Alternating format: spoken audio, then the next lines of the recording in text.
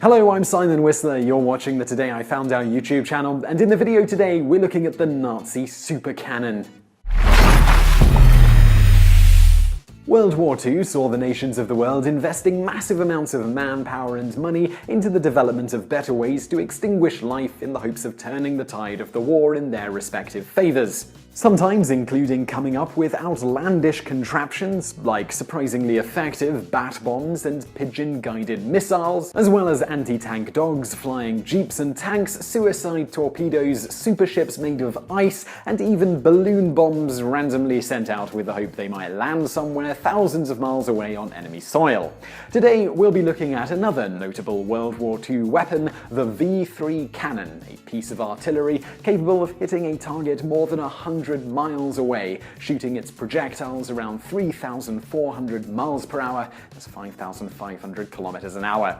Technically, this is defined as a supergun, a term given to guns of such comically large size that they need to be categorized separately. The V3 was 430 feet long, 131 meters. This massive size meant that the gun had to be built already aiming at its target and could only reliably hit a target the size of a city, a fairly minor trade-off considering the weapon's nigh unparalleled range for a non-rocket-based weapon. The V3 was able to achieve the incredible projectile range due to a rather unique firing mechanism that utilized multiple smaller explosions rather than one big one along the length of its barrel that was set to go off just as the projectile passed these side chambers. This allowed the supergun to fire its payload at extreme distances without damaging the barrel, which had proved to be a problem for other similarly massive guns. Notable here, for reasons we'll get to in a minute, is the so-called Kaiser Wilhelm Geschütz, quite literally Emperor Wilhelm gun.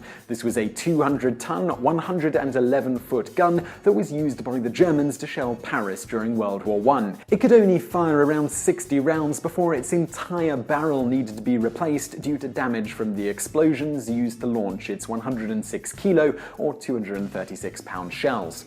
The projectiles also had to be numbered and fired in a specific order, with each one slightly bigger than the previous one to account for the increasing diameter of the barrel as the massive cannon was fired each time. The Emperor gun was so powerful it was noted for being the first man-made invention to launch an object into the stratosphere, with the shells it launched peaking at an altitude of around 40 kilometers during flight. The range of the gun was so unthinkably extreme for such a weapon that the 80-man team in charge of firing it had to aim a little under a kilometer to the left of the target to account for the Coriolis effect. The French military genuinely suspected for a time that these projectiles were being launched from super-high zeppelins hiding behind clouds because the idea of them being fired from a gun up to 75 miles, 120 kilometers away, was deemed to be far too absurd. Virtually all records of this gun's existence and how it was constructed were destroyed towards the close of World War I. Nonetheless, it was known to the French, and in response they drafted plans for an even bigger gun that utilized multiple explosions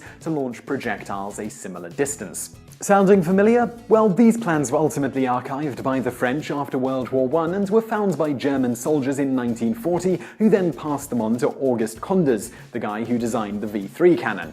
In other words, the only reason the V3 cannon was even invented is because the Germans found plans at the start of World War II explicitly drafted to counter another giant gun they'd used during World War I. In any event, beyond its massive range, a battery of V3 cannons could fire close to 300 shells an hour, or roughly one every 12 seconds. This is a fact that piqued the interest of Hitler himself, who enthusiastically granted the project near unlimited support when existence of a prototype was brought to his attention in 1943 by his advisor Albert Speer, even though said prototype had yet to fire a single shell. With Hitler throwing everything the German military had at its disposal behind the project in mid-1943, the V3 cannon, dubbed the high-pressure pump during construction to hide its purpose from spies, went from the idea phase to construction almost immediately. Since Hitler wanted to use the gun to shell London, and the gun had to be built aiming at its target, the location had to be somewhere in northern France. The gun also needed to be built within close proximity to a railway due to the size of its ammunition, which could only be transported effectively via rail. Luckily for the Nazis, an ideal location was found in the form of a limestone hill located in a French hamlet in northern France. The location was deemed ideal as the chalk that made up most of the hill would be easy to excavate, but was ultimately strong enough to tunnel through to create the underground infrastructure needed for the weapon. Construction of 50 V3 guns began in earnest in September of 1943, utilizing a combination of drafted German engineers and Soviet POWs.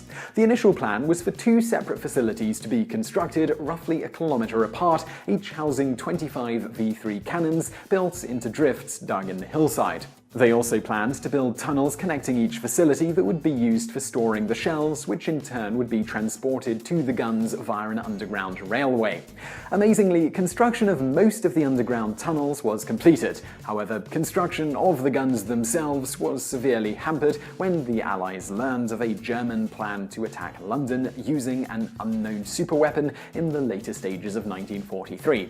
Knowing that the Germans were planning something in the hamlet and putting two and two together, the RAF doggedly attacked it throughout the last few months of 1943 and during the first half of 1944. This led to the proposed number of V3 cannons dropping from 50 to 25 when the RAF destroyed the most western site.